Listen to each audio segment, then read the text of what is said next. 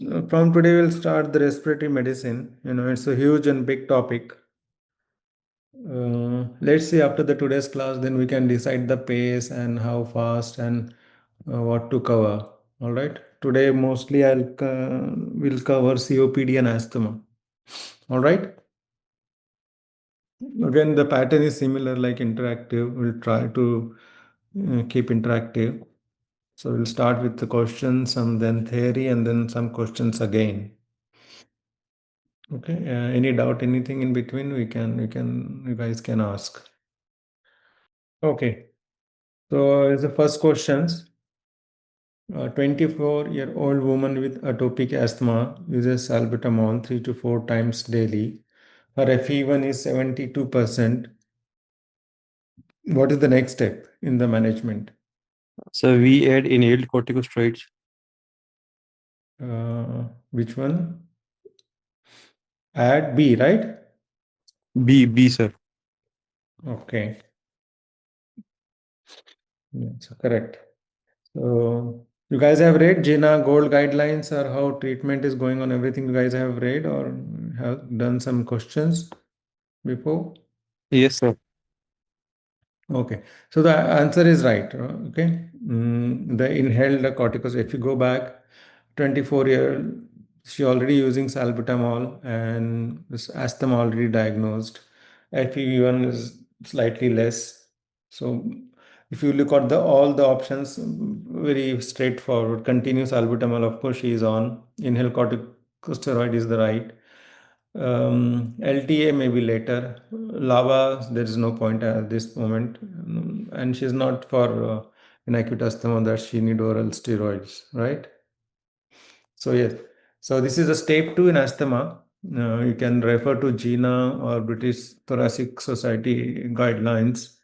If daily symptoms and if even is less than 80%, you have to start low dose inhaled corticosteroids. All right. Rather, it was wrong from the physician side that it was salbutamol was prescribed with the symptoms more than twice weekly, reduced lung function. She should already been having a corticosteroid therapy. Okay, so it is called as inhale corticosteroid containing controller therapy rather than SABA only. Okay, so we'll discuss in detail later also. So for the time being, the low dose steroid is the right option. It generally reduces exacerbations and improves control. Okay. In exam, you try to go through the detail, see the frequencies, see the FEV functions, so and then accordingly you decide what is your right answer. Okay. Question 2. Any doubt, guys? You can ask, in between, no problem. 65-year-old man with COPD has FE1 of 42% predicted, oxygen saturation 92% on room air, and 2 exacerbations last year. What inhale regimen is most appropriate? So triple therapy, we started ICS, LABA and LAMA. E. Okay. Okay. Why? So generally in frequent exacerbation or in severe symptom, we use ICS along with LAMA. Okay. All right. Why not LABA and LAMA? Because they did not give anything what a patient Sir, is using. actually, in gold guideline, they say in frequent exacerbation, if the patient is having more than one exacerbation leading to hospitalization or more exacerbation, more than 2 exacerbation, then we'll add ICS in that patient. Okay. All right. I think Good. it should be LABA and LAMA because we don't know is it steroid responsive or not. Yes, that's why I was going through. Yeah, but answer is correct. Triple therapy is right here, because patient has kind of grade 4, I think, gold classification, COPD. Um, Although they haven't given the treatment, he must be on LABA and LAMA. So, looking at all the options, triple therapy looks more appealing. Although LABA and LAMA also could have been tried, but I think the overall picture of severe COPD, the ICS what have been a better option, although you need to do some tests before that. So let's see the answer. Yeah, triple therapy. This I think latest guideline last year. I think last year, so this year a couple of all G9 gold guidelines have been updated. Please go through it. It's a long guideline. But exam related topics from that you have to read. So yeah, more than two high symptom burden plus more than two exacerbations, LABA, LAMA, and ICS is the choice of treatment. Further, when I'll explain the theory, that will be there in the detail. Okay. So why the triple therapy is needed in this? FEV1 42%, moderate to severe, two exacerbations, high risk category. So triple therapy is appropriate, especially if exacerbation despite dual bronchodilator therapy. That's why I told you that this patient must be already maybe having on LABA and LAMA. Correct. So the obvious choice is ICS. There are some trials. If you want interested, you can read some studies, impact trial, ethos trial, showed that triple therapy reduces exacerbation and mortality as well. Okay, before that, again, you always have to look optimization of inhale technique, adherence, risk factors, triggering factors. A lot of things are there in COPD to be controlled along with the other treatment, right? So for particularly ICS addition, you have to look at പിന്നെ ഞാനാണ് പുള്ളികളായിട്ട് ഞാനിക്ക് പുള്ളികൾ ചിലരുണ്ടല്ലോ കാരണം നമുക്ക് മനസ്സിലാവും ട്രയലും ചെയ്ത് CD വന്നിട്ട് ഒരു ഇഷ്ടപ്പെട്ടതെന്ന് എന്തേ അപ്പൊ ഞാൻ വിചാരിച്ചു ഒന്ന് ബൈസ്റ്റാൻഡറിനെ വിളിച്ച് കാണിച്ചിട്ട് ഞങ്ങൾ 2 ആഴ്ച കൊണ്ട് പേഷ്യന്റ് വന്നു പുള്ളിക്കാരി പറഞ്ഞു തലന് എന്താ ഇത്രയും വേദന ഞങ്ങൾ മാഡം ഞാൻ തട്ടി കാണിച്ചു തട്ടുമ്പോ വേദനയില്ല പക്ഷെ പുള്ളിക്കാരൻ എന്തോ ഒരു അസ്വസ്ഥമാണ് ഞാൻ പറഞ്ഞു ചിലപ്പോ സെൻസേഷൻ തട്ടുമ്പോ വേദനയില്ല കഴിക്കുമ്പോ വേദന ഒന്നുമില്ല പക്ഷെ എന്തോ ഒരു sensation there is a disturbance in the voice, I think. ആ ഡോക്ടർ ചെയ്യുന്ന പ്രശ്നം അടുത്ത ചോദ്യം അവരുടെ മോളിൽ ഡോക്ടറാണ് ഞാൻ പറഞ്ഞ അങ്ങനെയല്ല ഞാൻ മനസ്സിലാക്കുന്നത് എനിക്ക് എക്സ്പീരിയൻസ് ഇഷ്യൂസ് ഒന്നും തോന്നുന്നില്ല ഡോക്ടർ ഒരുപാട് കേസ് ഇതുവരെ ആർക്കൊന്നും ഇഷ്യൂസ് ഒന്നും വന്നിട്ടില്ല ഡെന്റല് ഞങ്ങൾ മേഡം തന്നെ അവിടുത്തെ അവസാനം ചോദിച്ചോളൂ ഇത് കേട്ടോ പിന്നെ ഇവരുടെ ഫാമിലി ഡോക്ടർ നമ്മൾ പൊതുവെ നമ്മൾ കർണാടകത്തിലേക്കാണ് വരുന്നത് അവിടെ ഡെന്റൽ ക്ലിനിക് ഇല്ലാഞ്ഞിട്ടൊന്നും അല്ല ഞങ്ങൾ ഇവിടെ അപ്പൊ ചിലർക്ക് മനസ്സിലാവും ഇവിടെ യാതൊന്നും ചെയ്യാൻ മനസ്സിലാവും വെറുതെ പറയുന്നേനെ ഒരു ഡോക്ടറിന്റെ അമ്മയെ പറയുന്ന ഇതായി I think I cannot make silent also. Okay.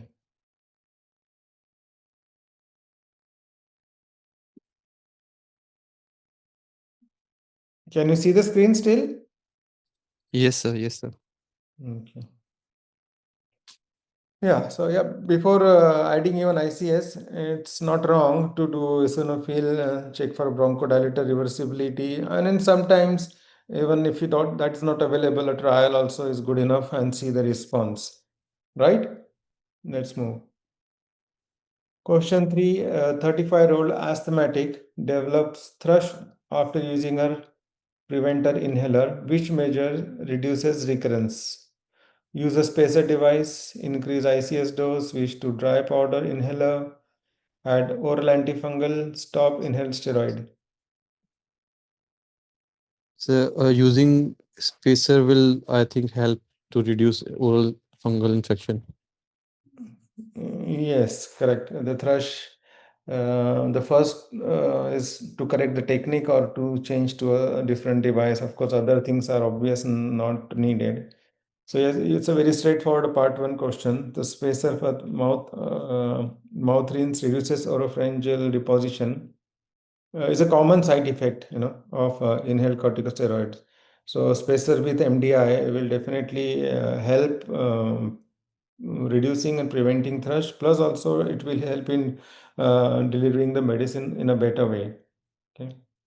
So additionally, they can try rinse and spit after each inhalation. Check the inhalation technique. And of course, if thrush persists, despite everything, maybe to change the device, switch formula, or try to reduce low dose. But again, we have to see the clinically patient is a candidate to reduce the dose or switch or no. If it is very well controlled, it might be not a good idea to lower the dose or change. But I think with the good technique, the spacer and other techniques, it should be able to reduce oropharyngeal candidiasis. Okay. A 72-year-old man with COPD has persistent hypercapnia. All right. PaCO2 is high. Despite optimal therapy, he has frequent admissions for type 2 respiratory failure. What long-term therapy improves survival? LTOT, long-term oxygen, theophylline, long-term NIV, oral steroids. LTO. Sir, long-term non-invasive ventilation at night. Okay. Why not oxygen? So, saturation is, if we provide more oxygen, then there will be more retention of CO2, I think. But we don't know that pH is low or not. Right. Yes, patient has acidosis, definitely. Oxygenation they have not given. So obvious choice becomes NIV. But if PO2 is less, below 60 or 50, 55, along with the hypercapnia and acidosis, maybe then combination of both might be an option. Right? Other therapies are mostly for acute episodes or chronic management. So yeah, this is a stable hypercapnic COPD with repeated decompensation, and home analysis NIV reduces mortality and admissions. In patient with the persistent COPD after a life-threatening COPD exertion or in a stable chronic hypercapnic despite optimal therapy. So looks like patient has multiple exacerbations, but PCO2 is high, but relatively stable. So long-term NIV will have a better prognosis in the future and maybe reduce exacerbations and readmissions to the hospital, right? NIV targeted to reduce PSO has been shown to improve clinically important outcomes, notably prolonging time to readmission or death and reducing hospital admissions. HOT HMV trial, if you guys are interested, showed a longer admission-free survival versus home oxygen therapy alone. You can look on this paper as well. Why the other options are less appropriate? Okay, we can go that. So LTOT benefits hypoxemic COPD, the resting PaCO2 less than 55 or with carpulmonal. Okay, but LTOT alone does not correct hypercapnia and reduce readmissions in patients primarily limited by chronic hypercapnia. Theophylline, steroids, azithromycin have roles, but not for long-term maintenance in stable COPD. Azithromycin for exacerbation prevention in selected patients, but none are proven to reduce mortality or admission-free survival in persistent chronic hypercapnia. Some tip for exam, persistent daytime hypercapnia despite optimal therapy and recurrent admission, think home NIV, targeting reduction of PSA2 rather than long-term oxygen therapy alone. Another question. A 40-year-old woman presents with cough, wheeze 30 minutes after exposure to cats. Symptoms resolve in 2 hours. Spirometry between attacks is normal. Which test best confirms diagnosis?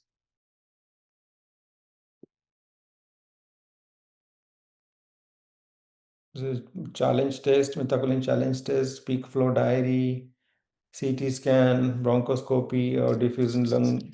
Sub peak flow diary or maybe methacillin challenge. I'm confusing these two. Choose one, no? Peak flow diary, I think. Yeah, but in between the attacks, they have mentioned, no? It's normal. So peak flow diary, how it will help? Methacholine.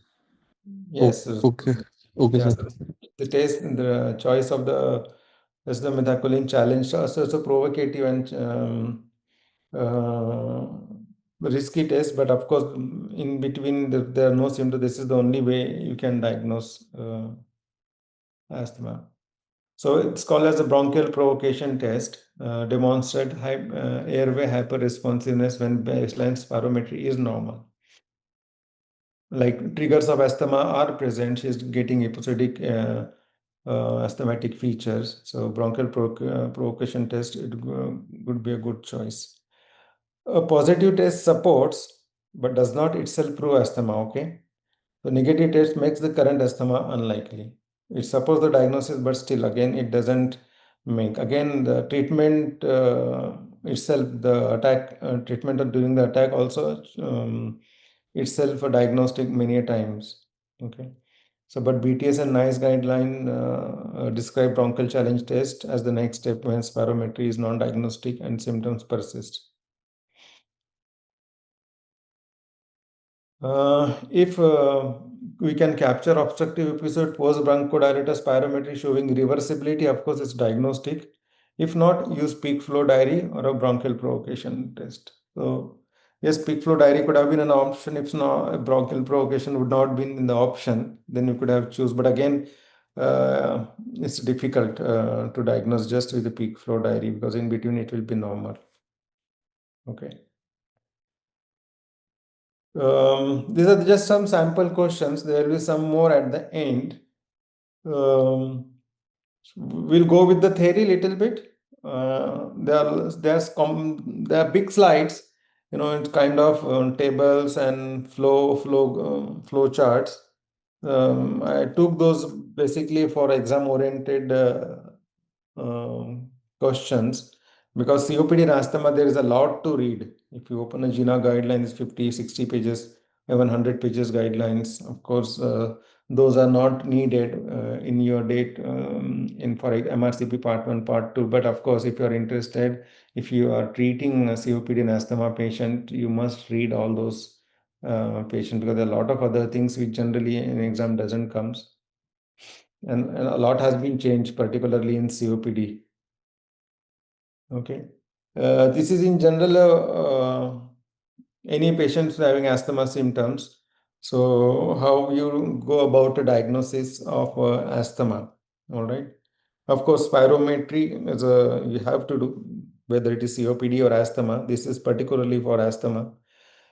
So you will do spirometry, and of course, spirometry repeated after a bronchodilator test.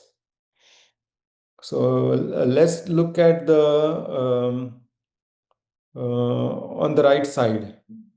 On the right side of your screen, on the flow chart you look at, if FE1 FEC ratio has to be 0.7, although it has been recent changes has happened, it should be less than the 5th percentile. Are you guys aware, or you're still following this? Hello? Yes, sir. Yeah, so the absolute percentages or absolute values has not been now much taken into consideration because of the varying FE1, FEC in according to age, sex, and physiological things. So generally they consider the 5th percentile, but okay, for exam purpose and all, we'll consider as of now FE1, FEC less than 0.7. Okay, if it is less than 0.7 and you have done a bronchodilator test, if it is negative bronchodilator response, means less than 12% change in the FEV1, then you go to FeNO test, nitric oxide test. Again, if it is more than 40, then asthma is diagnosed. If less than 40, you just maybe have to give a treatment and see again and repeat spirometry. Okay, if it doesn't normalize, again it's a persistent obstructive pattern. Maybe you have to rule out some other asthma or COPD kind of picture as well. So the right side is basically spirometry. Then FEV1 less than 0.7, then you do FEV1. If it's less, then you go nitric oxide, and if it's positive, you label asthma. If not, then you give a treat for with the steroids. Repeat. If normalization pattern, again it's an asthma. If not, then you have to evaluate. Of course, if it is positive, it is clearly diagnosed asthma. With the bronchodilator, if even changes more than 12% or more than 200 ml. Okay, it's a clear-cut diagnosis of asthma. If we look at the then left side of the flow chart, it's within the normal limits. FE1, FEC is more than 0.7. Again, but even if it's more than 7, may not be, you cannot completely rule out that it is not an asthma. Again, you will do FEV1 bronchodilator test. Less than 10%, then you go to nitric oxide. Again, if it is more than 40, asthma is diagnosed. Okay. And even if it is positive, means FEV1 more than 12 and change more than 200 ml, again it is an asthma. Some patients where you can check variability of home measured peak flows, or you can do a bronchoconstriction test. Like in patient where there is a FEV1 is also normal, okay, it's not reduced, and there's no bronchodilator response. Maybe then you can do a bronchoconstriction challenge test as we have seen in the other questions, or you can check the home diary. These are the two options you have.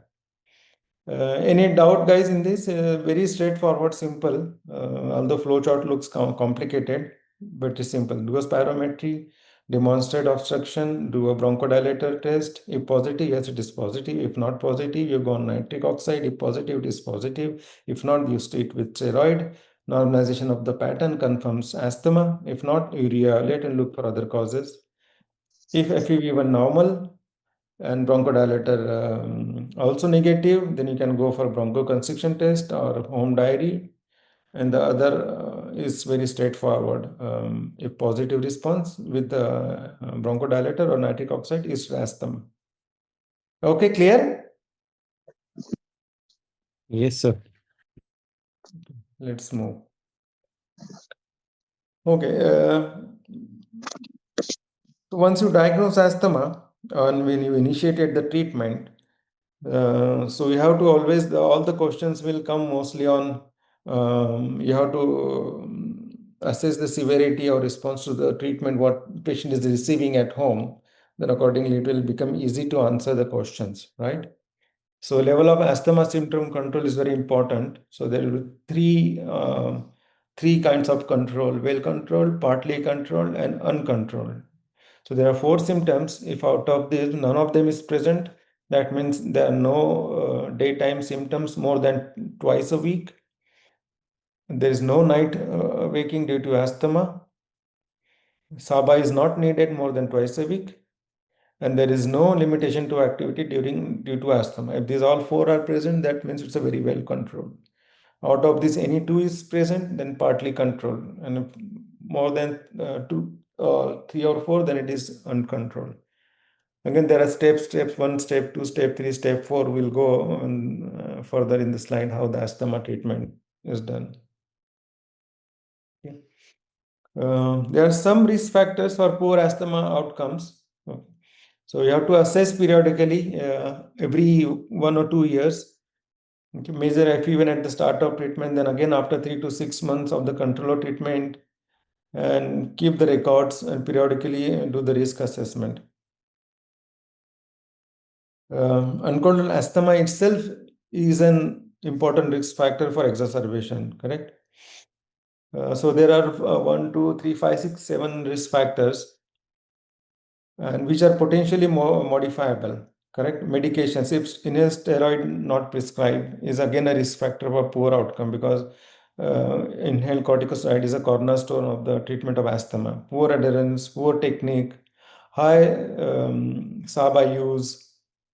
Okay, comorbidities like obesity, GERD, any allergies, chronic rhinosinusitis, depression, pregnancy, exposure like smoking, allergen exposure, air pollution, any socioeconomic problem also is a risk factor for poor outcome. Lung functions, especially FE1, especially less than 60, it's also a risk factor. Higher reversibility.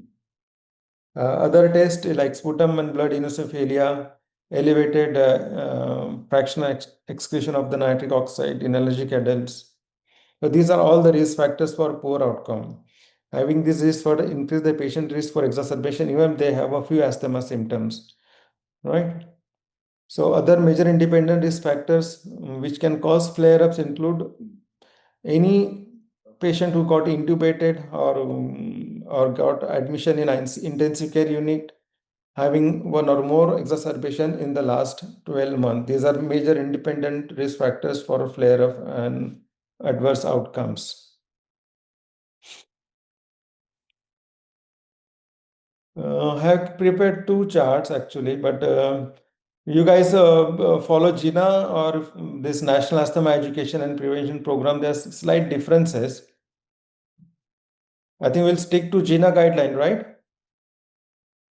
So I'll skip this couple of slides. I'll come back to this.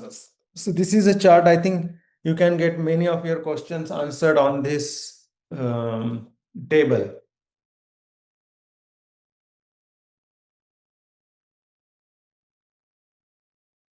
You can make some flow chart for your own understanding, or the way you like. I don't know how you want to do, but it's generally so there are 4 categories of asthma patients, and there are 2 options of treatment.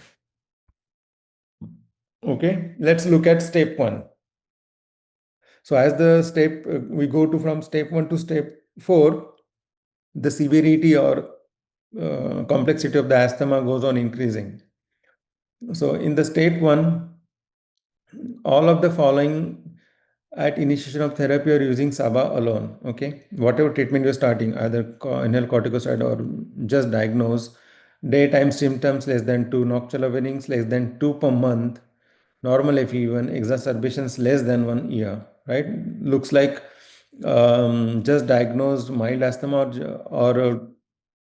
or very well controlled asthma on the treatment. Treatment option, of course, the first choice is low dose corticosteroids and formoterol as needed. Okay. A patient may be using SABA alone, suppose, or patient is using ICS alone. So then you can give him option 1 as a low dose corticosteroids plus formoterol as needed. What kind of therapy we call it? Anybody knows this? Low dose ICS plus formoterol. It has a specific name. MARD therapy. Maintenance and reliever therapy also you can say, and I think you can say anti-inflammatory reliever therapy as well. Correct?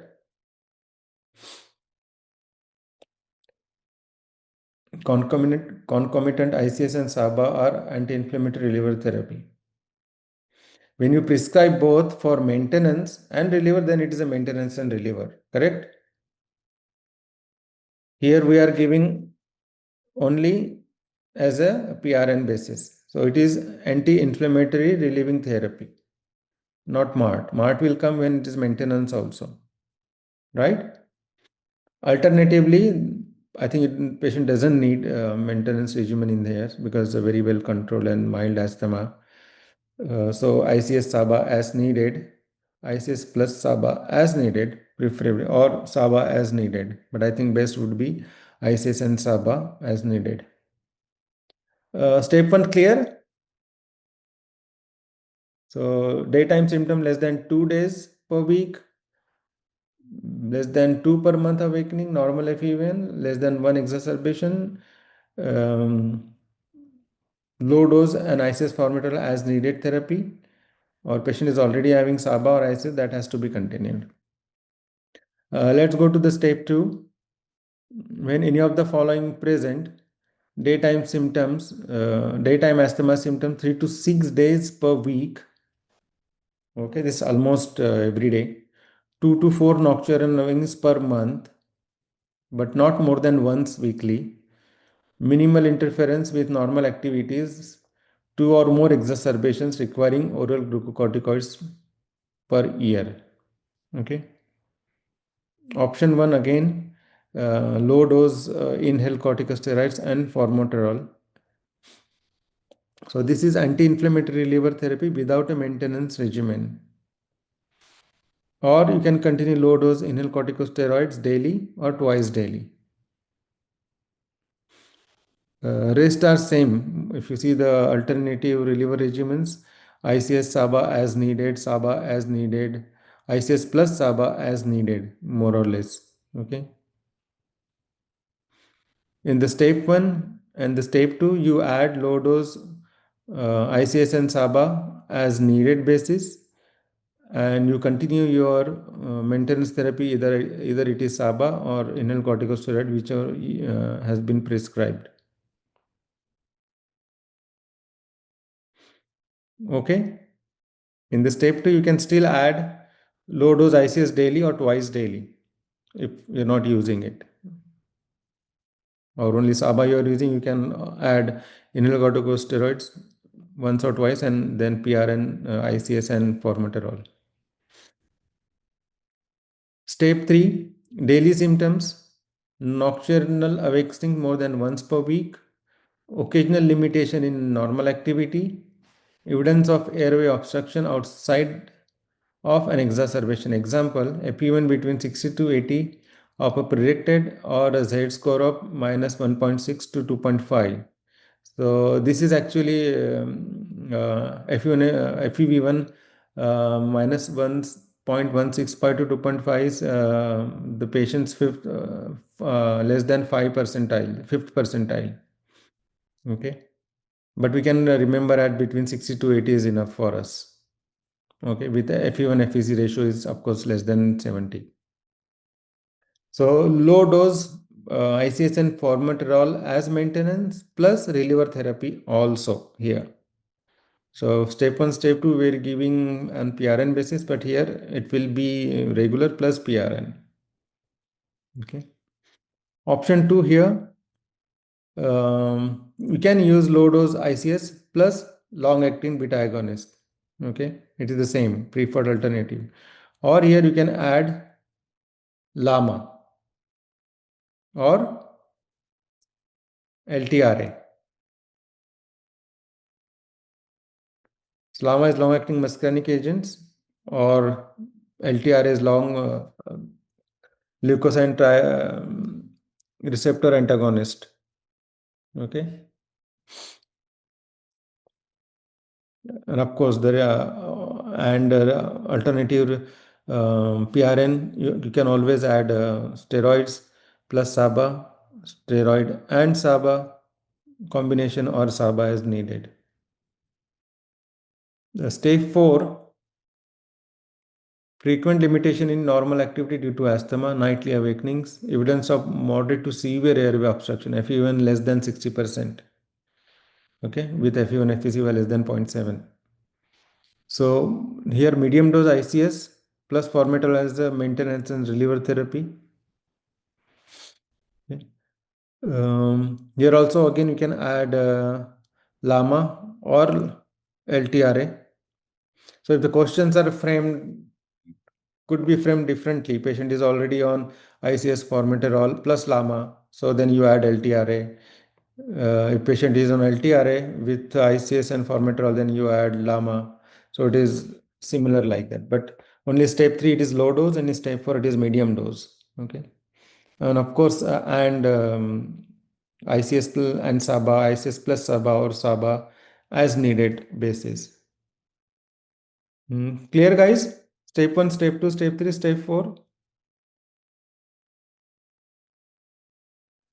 Yes, sir. Okay.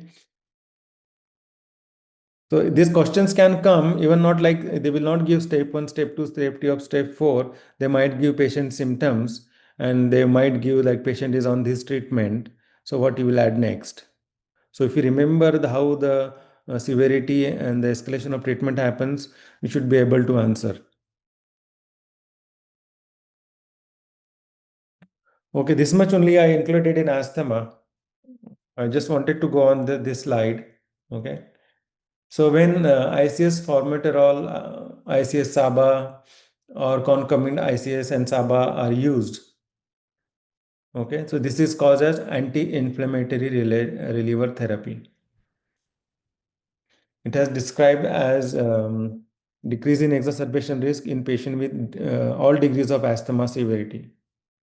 Of course, choice of therapy is also guided by patient preference, cost, and medication availability. When ICS formoterol is prescribed as maintenance plus relief of symptoms, then it's called as MART. It is also shown to be more effective in terms of exacerbation reduction and symptom relief compared with ICS formoterol and SABA alone as a reliever therapy. Okay. So there are some subtle differences in the treatment. We'll go briefly on COPD. Okay, COPD has a lot of new changes. I don't know you guys have read or no, but there are a lot of new lines of management also is there in the severe COPD. Okay. So it's a very straightforward diagnosis of COPD. We don't have to worry about, patient has dyspnea, patient has sputum, patient has cough, there's airflow limitation. It may be irreversible, it may not be reversible. So that is a hallmark of COPD. Generally, airflow limitation is never completely reversible in COPD patient, and that's the diagnostic factor distinguishing between asthma and COPD on the spirometry. Airflow obstruction will never be 100% reduction on the bronchodilator challenge or bronchodilator therapy. Okay, then it goes in favor of COPD, but COPD patient will have a lot of cough and have some cough production, sputum production. Okay. So post bronchodilator ratio of FE1 FVC less than 0.7 or lower limit of the normal. Okay. So according to age, sex and all, also it can be described, not always in the combination of less than 0.7, but if someone's normal FE1 is maybe 0.68 or 0.65, if it is less than that, it also constitute as a COPD. Again, it's a very commonly described gold 1, 2, 3, 4. Everybody knows it. If you more than 80% plus abnormal FPC, FNFPC ratio, it is COPD. Mild, moderate 50 to 80, then severe 30 to 50, and very severe is less than 30. Okay. And of course, you can do many other tests. You can take lung volumes, you can call FVC, residual volumes. There are so many things, but it's not needed to diagnose in general. But of course, patients going for major surgeries and all, it's always better to know FVC. Diffusing capacity of carbon dioxide, again, it's not required for diagnosis, okay, but we can concomitant diagnose emphysema. Chest radiotherapy, again, not required. Arterial blood gases, again, not required. Only moderate to severe airflow obstruction, it is better to look for a hypercapnia and what's the status of hypercapnia. Then ABGs are required when patient is hypoxemic. Okay. There are some differentiation between COPD, like ETO type, COPD kind of COPD, and COPD due to some other environmental exposures. So genetic factors, alpha-1 antitrypsin deficiency, there will be a lot of questions on alpha-1 antitrypsin deficiency also. Okay. So this is due to genetic factors and combined some other variants as well. COPD due to abnormal lung development, generally premature, low birth weight, poor nutrition in infancy and childhood can cause in long run COPD. These are classical COPD ETO type. And now COPD due to environmental exposures, cigarette smoking, vaping, passive exposure to smoke, then biomass and pollution exposure, then repeated infections, bronchiectasis leading to COPD, HIV associated COPD, tuberculosis associated COPD, and then coexistence of COPD and asthma, abnormal lung development associated with childhood asthma, so concomitant asthma and COPD. COPD of unknown cause when etiology is not known, and we see quite a few patients of unknown etiology. In general, they have multiple factors. Mostly you'll have smoking, repeated infections. These are two very common in clinical practice you can encounter. Again, of course, HIV and COPD and air pollution, these patients are rising nowadays. Potential clues to the diagnosis. I just included one slide for alpha-1 antitrypsin deficiency. So although I haven't put any questions or further theory, but I thought this slide was important. So when to look for alpha-1 antitrypsin deficiency, which very in routine practice also very much ignored. So is there a family history of alpha-1 antitrypsin deficiency? Of course, then you will look for COPD, emphysema, bronchiectasis, liver disease, paniculitis. These are all alpha-1 deficiency clinical features. Lung disease, irreversible airflow limitation on spirometry, emphysema at young age, less than 45, absence of smoking or any other risk factor, predominantly characterized by basilar changes on chest imaging, adult onset asthma with airflow obstruction failed to reverse completely of after bronchodilators, unexplained bronchiectasis. Okay. Then newer diseases, neonatal hepatitis, cirrhosis, hepatocellular carcinoma, hepatomegaly, unexplained liver disease, skin diseases. So these are all features of antitrypsin deficiency. And if you find along with COPD, the patient has something else from this all family history, lung disease, liver disease, skin disease, then it's better you can check for alpha-1 antitrypsin deficiency and look for any other complications of that also. Okay.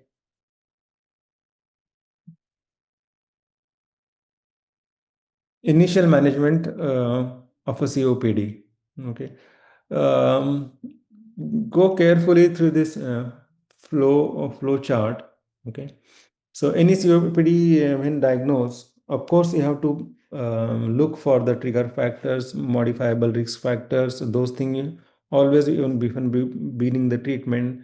The first box, if you see, the recommended and general preventive care for all COPD patients, avoidance of smoking and the risk factors, influenza, pneumococcal, COVID, all vaccines wherever needed, regular physical activity, short-acting bronchodilator as needed for acute dyspnea, regular review of correct inhaler technique, assessment of hypoxia and hypercapnia for long-term oxygen and non-invasive ventilation. So any patient who's diagnosed, you have to always review whenever they comes these criterias. Okay, and now and as they should always should have a salbutamol PRN inhaler with them for acute relief of the symptoms. Okay. So newly diagnosed COPD patient has more than 2 or more exacerbations or at least one hospitalization in the past year. Okay. If no, they go into group A and group B. Okay. But if that is no, then you have to quantify the dyspnea, and dyspnea you can quantify according to MMRC dyspnea scale. All right. Dyspnea and symptom using the MMRC dyspnea scale and COPD assessment test also. So that I haven't included here, but you can find the reference and you can look for COPD assessment 10. If dyspnea score more than 2 or COPD assessment test score more than 10,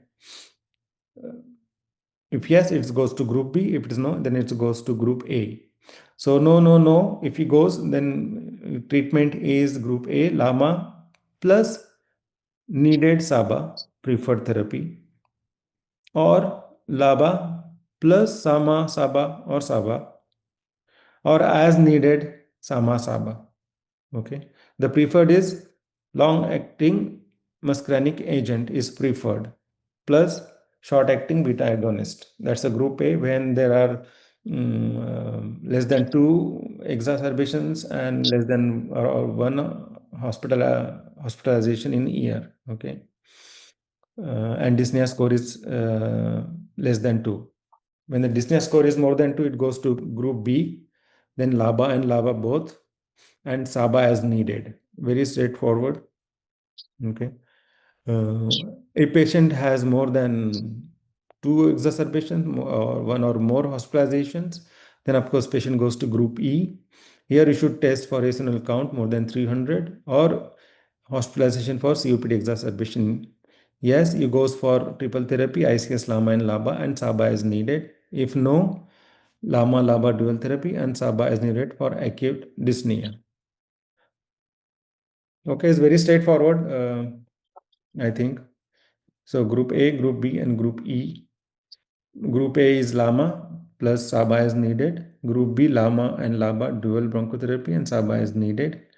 Group E, if no eosinophilia is less than 300, maybe LABA and LABA you can still continue and SABA is needed. But if yes, it's steroid responsive or eosinophil count more than 300, you go for a triple therapy.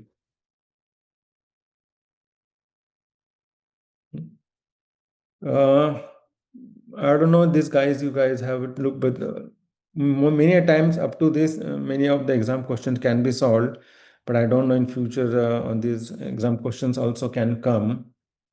So escalation of treatment on COPD maintenance therapy in patients with exacerbations, in patients with dyspnea without exacerbations. So these are two another category of patients where the treatment will be modified. Let's say patient with COPD maintenance pharmacotherapy in patient with exacerbations. Okay.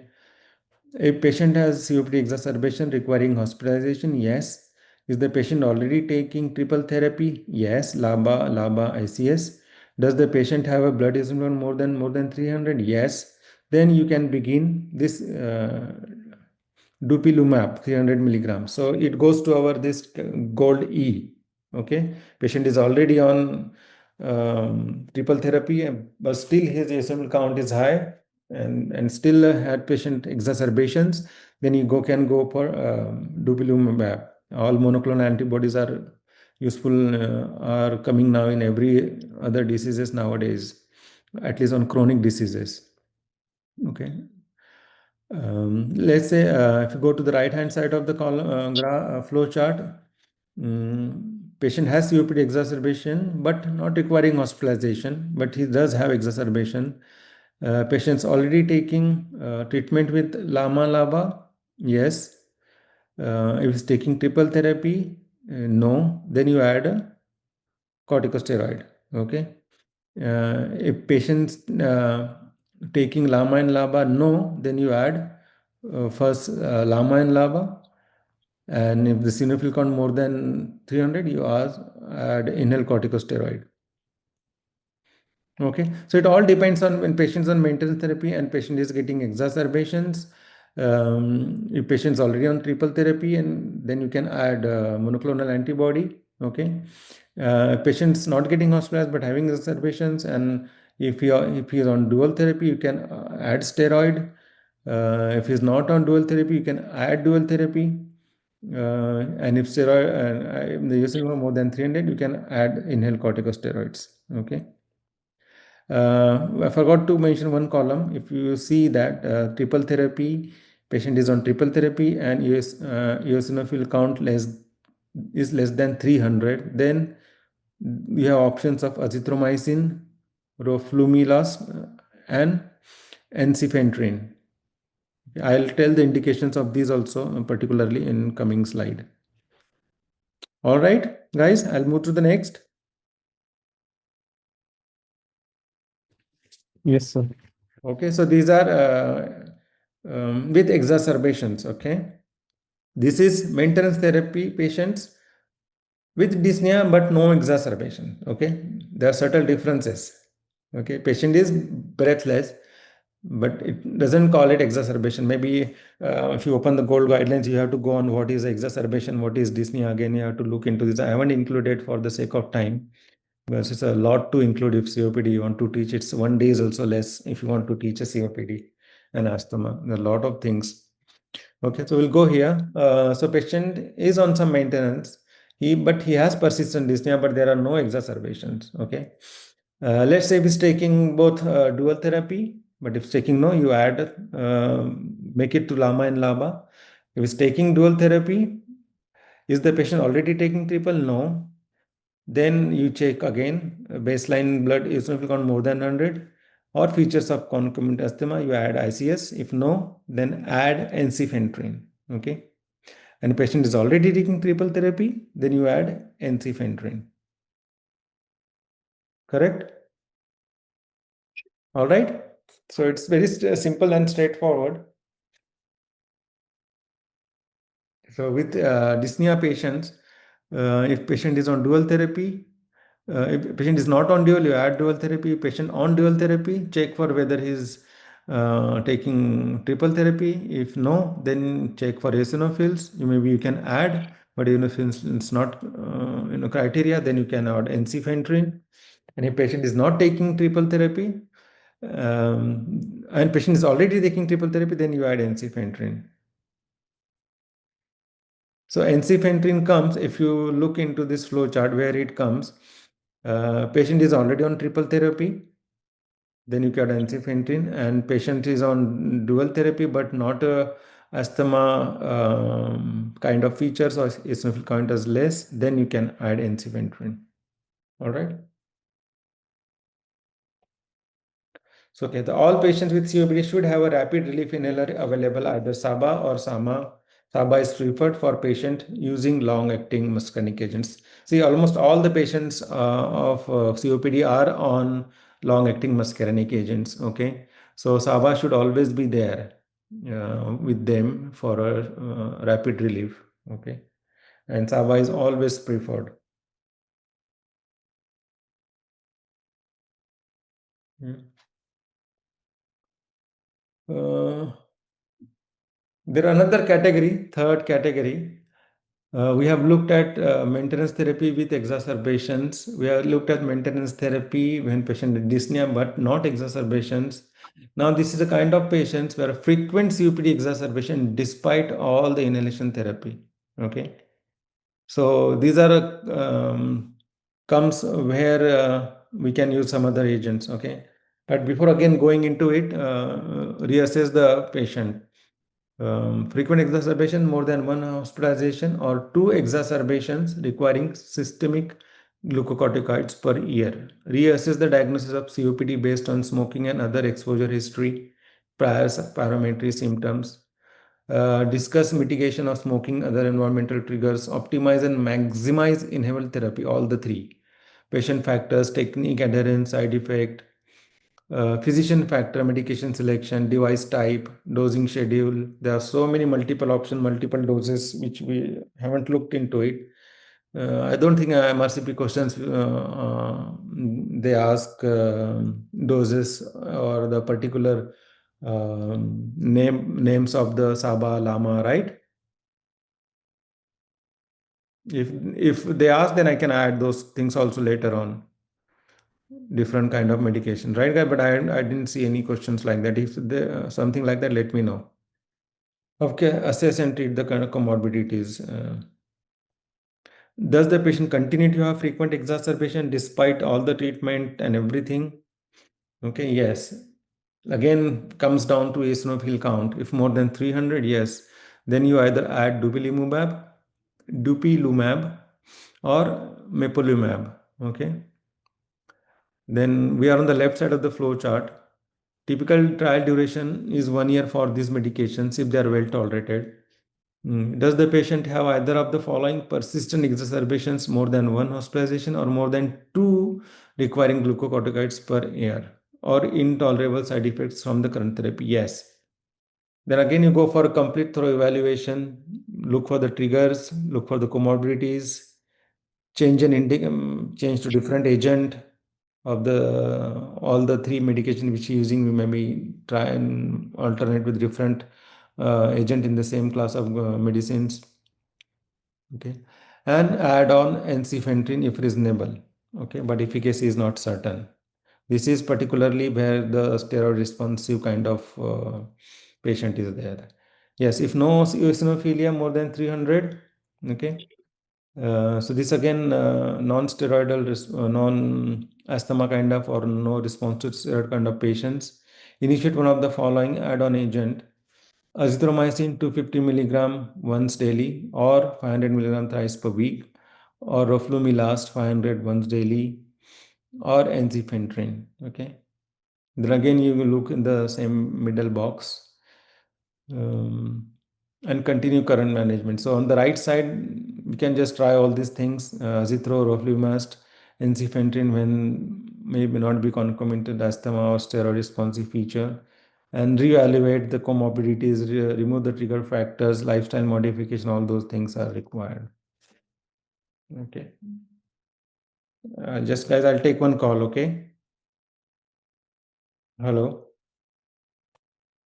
Yes.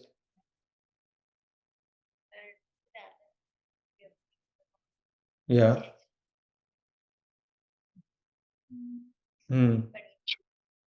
No, they started no that day only. I do not go. It's not my problem. Yeah.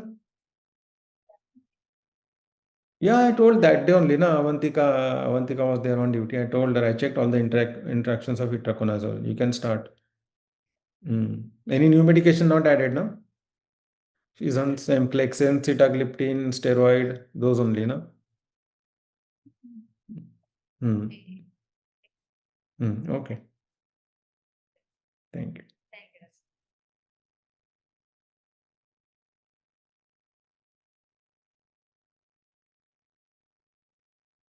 Can you hear, guys? Yes, sir. All right. Yeah. So these are generally the indications, So you can go through them. I don't want to go into detail. So generally, if you see, depilumab is when more than peripheral eosinophilia is there, increased bronchodilator reversibility, then factor against you can important side effect also you can look at. Again, first two are for eosinophil count more than 300. Chronic azithromycin establish recurrent bacterial infection bronchiectasis. Roflumilast, when chronic bronchitis feature FU1 is less than 50% predicted, is required. Okay. Inability to tolerate class 1 inhaled bronchodilator, either LABA or LAMA. Ensifentrine, multiple comorbidities, polypharmacy, inability to tolerate an alternate class, or when there is no eosinophilia, then ensifentrine can be a option. All right. We go some questions again. Any doubt, any questions? You can ask, guys. Then we have questions and we'll wrap up. Yeah. So actually, I want to ask two questions. Yeah. So first thing is ensifentrine is available in India? Yeah, we use this drug right now. No idea, man. Okay, sir. Uh, And we- the yeah. and the other thing is, sir, I want to ask for your MRCP, is it Hmm. recommended to answer the question according to Golden Gina? Yeah, they have their nice or some other guideline for COPD as well. See, the more or less are similar. There are very subtle differences because I remember when I was preparing, so Okay. there are subtle differences, but it's better to follow nice if something is changed. But I don't think this is the same thing. Nothing has changed because these all gold and Gina are generally made by the all over the people, no? Okay, sir. Okay, sir. Yeah. So, but yeah, if there is changes, you follow nice because the UK exam, no? Yes, sir. Okay, sir. I'll Okay, sir. also look. I'll also look into it if any nice has any changes. Sir, that will be helpful if we know the Yeah, differences. yeah, yeah. So I'll look into it. Okay. Okay, thank you, But sir. you understand the basic outline.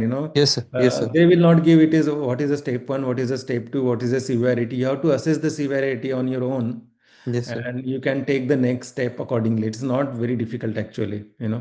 Okay, sir. So Okay. even if you do that, if you know the basic how the things work in asthma and COPD, how the medicines work, and how you go up the ladder depending on the symptoms, exacerbations, and control, I think you can answer those questions. But these are very common questions, and these questions will come 100%. So Okay, sir. you should not be wrong in this. And I don't know this. They might ask this new monoclonal antibodies, or at least for part one. They may ask directly which monoclonal antibody is used in asthma, COPD. They might ask. Asthma, there's nothing, but they might ask. All Okay, right. sir. Yeah.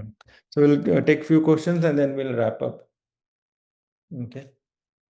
Anyway, you guys answered previous questions also very well. So again, I think will not be difficult for you guys. A 35-year-old woman with asthma presents to ED with dyspnea. Peak expiratory flow is 55% predicted SPO to 91, and she is speaking in short sentences. What is the next best step in management? Okay, a 35-year-old asthma, 45% flow rate, SPO2 hypoxic, kind of breathless. So we give nebulization with salbutamol. Start or which is the option? B, sir. B, sir. Second one, yeah.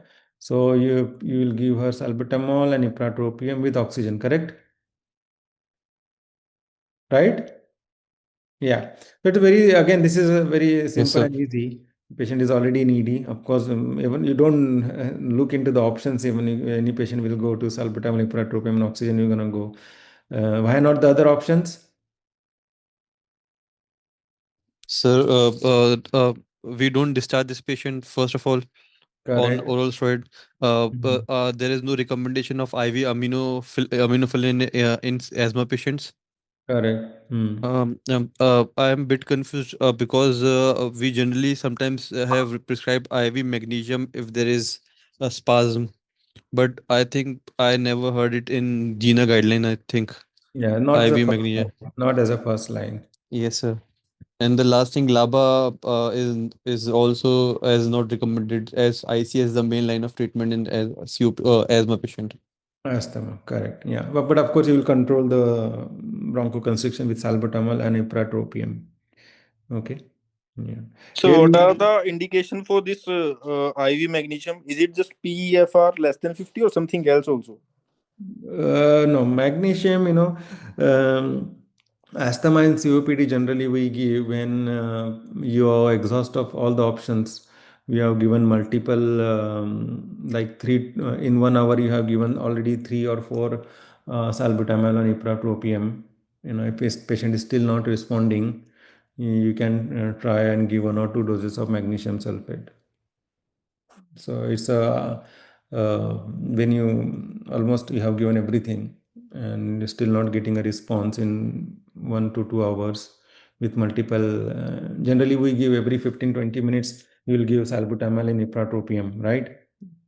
In asthma or COPD patients when they come to ER, and if they don't respond, then you can try magnesium sulfate. It sometimes helps, sometimes it doesn't. But if you need to give magnesium sulfate and patient is very sick, mostly he will not respond much. So he'll go further. If COPD, he might need an IV, and if he's asthma, might need intubation. Of course, there's no role of aminophylline in anywhere in the world. We don't use aminophylline since I don't remember when I have used last time. And we don't use steroid. Of course, you will start IV steroids. Either of them are present, whatever treatment they were taking, you will give IV steroids because the steroid will take 4 to 5 hours to work. So steroid is not a acute management. So even if I don't know you guys practicing or no, all the patients, all the people, EID, pulmonologists even will give steroid nebulization, right? And so what about leukotriene? Like if we'll further give follow up for this patient, so how to add that? LTRA. Yes, sir. Yeah. So that will come in COPD, no? We didn't talk about LTRA, correct? Hmm.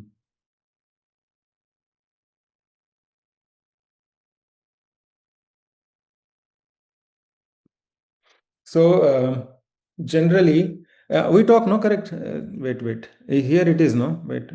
Roflumilast no. Even this is, but we can. These are still higher one. We can add montelukast and all those things as add-on chronic therapy. When all the triple therapy is there, I think that time you can add this LTRA. But sir, Okay. LTRA, I think we can add in asthma too, no? Yes. So what are the indication for that? Let me go back. We were in asthma, right? If you see here, GINA guideline, we have actually for a simplification, I have put it this one. I ignored the GINA one. So if you go to GINA, you see. So step one, should I go just recap? All right. Because Yes, sir. we are doubt about LTRA, where to add, right? Yes, sir. So Yes. why to assume? So let's look at it. Okay. Again, the step one, step two are same symptomat-wise. All the step one, step two, step three, step four are same. The first one is low dose ICS formoterol as needed. We have discussed already. Low dose ICS whenever SABA use is patient is taking already long term, or as needed low dose ICS SABA. Okay. So therapy you will add the PRN, ICS and formoterol if patient is on regular SABA or ICS plus SABA. You will add ICS LABA, formoterol is long acting. Okay. Step 2 again, low dose ICS and formoterol as needed or loaded ICS daily and SABA as needed.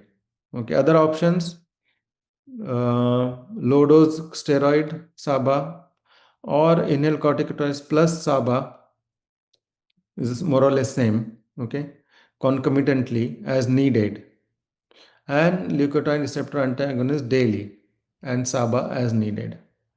So here in step 2, you can add if patient is already on low dose ICS and SABA. Okay, let's look at step 3 and 4. Troublesome asthma. Okay, again here maintenance and reliever same as ICS formoterol.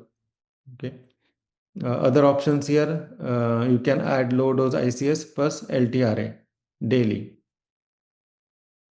So even in step 3, when you added already formoterol, ICS and formoterol as a maintenance reliever, other options you can include is steroid and SABA or ICS SABA as needed, or low dose ICS plus LTRA daily, or SABA or ICS as needed. Okay. What I'll do next time, remind me also. I'll give a simple flow chart, because the step 2, step 3 will be sometimes difficult to remember also, So we can make a common flow chart. Okay, patient is on low dose ICS or SABA, then you add PRN, ICS, and formoterol, or then still not getting control, then you can go to medium dose ICS and SABA, or combination of them. If that is not working, you can add LTRA, so that way we can make the flow chart. Step 4, again, if you go, same maintenance reliever therapy, ICS formoterol, or you can go to medium dose ICS LABA. Again, it is different combination of formoterol again is a LABA, but it's a different LABA you can increase, and SABA or ICS plus SABA. Okay. Other options, add on LAMA or switch to ICE triple therapy, or possible add LTRA. So LTRA mostly will come, I think, in step 3 and step 2. I won't go here step 2. In step 2, I will not go. But step 3 and step 4, if it's not controlled with ICS and SABA or ICS and LABA, then you can add LTRA. All right. So if you see COPD and asthma, so LAMA doesn't come in asthma and LTRA doesn't come in COPD, correct? In certain cases, you can still add and see the response. Got it, guys? So LTRA here you can add in step 3, step 4. LAMA also they have mentioned, but generally we don't use. But you can add LAMA also in the end. And LTRA, there is no role in COPD. Correct? Okay, A sir. little bit clear? Yes, I hope so. Okay.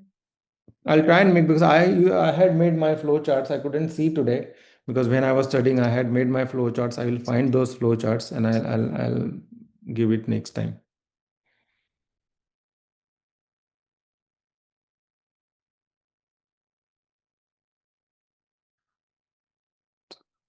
Okay, so this is done, right? Moderate severe asthma, initial ED management, high dose nebulized beta 2 agonist plus ipratropium bromide every 20 minutes, oxygen, systemic corticosteroids, IV magnesium, only poor response to initial therapy or life-threatening attack. Okay. We used to even give subcutaneous albuterol, when patient is impending respiratory failure. Even sometimes you can give intramuscular adrenaline. Even that time, sometimes it is silent chest. We don't have an option, because if silent chest is there, all your nebulized will not reach in the lung. Then that time magnesium sulfate or subcutaneous albuterol or very small dose of adrenaline intramuscular you can give and see for 5 minutes or intubate. Okay. Question 2. A 28-year-old man uses salbutamol inhaler almost daily. He wakes at night 3 times per week. His FUN is 80% predicted. What is most appropriate controller step-up therapy? Okay, he's on salbutamol daily, wakes at night 3 times per week. He's between step 2 or step 3, around that area he is. So continue SABA, add daily steroid, switch to as needed low dose ICS formoterol, add LABA without ICS, add. Sir, daily at daily low dose ICS. Okay. Any other answer? See, now it is step 1 or step 2 or step 3. What you will add first? Everywhere it is one answer. ICS. No. Add PRN basis, switch to as needed low dose ICS and formoterol, correct? He is on salbutamol daily, correct? If you see here, Yes, sir. patient is maybe he's coming here or here somewhere. So you have to add first this one is mostly fitting into step 2. 2 to 4 nocturnal awakenings per month. Sir, in the question, it said week. So I think it's step 3. Yeah. Even step 3, you have to add that one only, correct?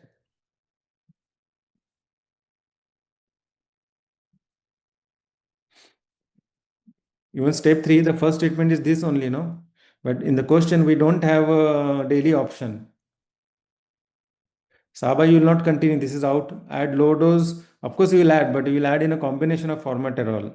Okay, sir. LABA Okay, sir. without ICS, you will not add. LTRA, you will not add. So, if you is a rule out exclusion criteria, it comes to this one. So for step 3, then we have to give daily ICS and Yeah, that is formoterol. option. Now it's not there. Option is Okay, not sir. there. Let's Okay, see. sir. Nocturnal awakening more than once per week is coming into step 3. So the first is even that they have mentioned PRN basis, but it should be daily ICS and LABA maintenance and reliever therapy. So it comes into step 3. Agree. Yeah, but just adding only steroid is not going to help. No. Okay, sir. Okay, sir. Yeah. Here it is, there is an option. If you go step 2, but so ICS plus LABA as needed. But the best is the inflammatory airway inflammatory reliever therapy, air.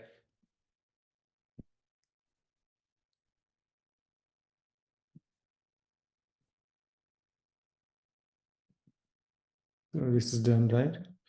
Yeah. ICS formoterol used as both control reliever to mild to moderate. Step 2 to step 3, correct? This reduces exhaust better than SABA only or daily ICS plus LABA reliever regimens. Avoid LABA without ICS, risk of asthma related death. Leukotriene antagonists are alternatives only if ICS not tolerated. All right, move to next. A 69-year-old man with COPD presents with worsening cough, sputum purulence, breathlessness, vitals respirated 22, SpO2 90, no pneumonia on chest X-ray. What is the next best management step?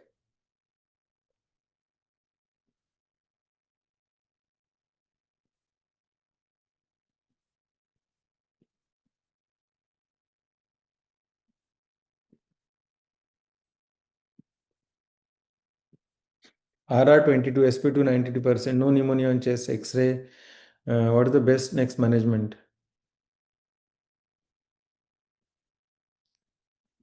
Sir, we add antibiotics in this patient. Okay. There are two options antibiotic, IV oral. Yes, sir. So And we'll admit the patient in ICU because the oxygen is 90%, SU2 is 90%, and the respiratory rate is highest. RR22, SpO2 90%. No pneumonia in the chest X-ray. I may not admit to ICU. Let's see. Start oral antibiotics and corticosteroids. According to Gold, 24 antibiotics are indicated for COPD exacerbation if increased sputum purulence plus either increased sputum volume or dyspnea. Standard, of course, you give 0.5 to 1 milligram per kg prednisolone oral IV, whichever you like, an antibiotic as per the local protocols, and nebulized bronchodilator. So this patient, most importantly, they have given no pneumonia in the chest X-ray, correct? COPD patient we expect saturation 90-92 and he's worsening, no? So you will first give oral antibiotic, corticosteroid, you will give nebulize and you will discharge home because there's no pneumonia in the chest X-ray, right? Yes, sir. It's a gray area. But in a private practice, of course, you will admit this patient to ward at least, will not discharge, you know. So give, Okay, but sir. give IV antibiotics and admit to ICU doesn't look too aggressive when there is particularly the pneumonia. So oral antibiotic and corticosteroid is a good option. Okay. 68-year-old man with severe COPD FEV1 38 is on LABA LAMA. COPD LABA LAMA 38%. 3 exacerbation past year. Eosinophil R420. What is the next best step? It's very easy. So we will make a triple therapy first. Yeah, it's triple therapy. Yeah. So add corticosteroid triple therapy, add triple therapy. You can again read these papers. Roflumilast or macrolides can be added later if exacerbation persists, right? We have already looked into that. Last question. 62-year-old ex-smoker has chronic cough and dyspnea, FE1 FEC 0.58, FE1 50%, 55 predicted. Significant reversibility, change in FE1 is 18% and 320 ml after bronchodilator, eosinophil 380. Which diagnosis best fits?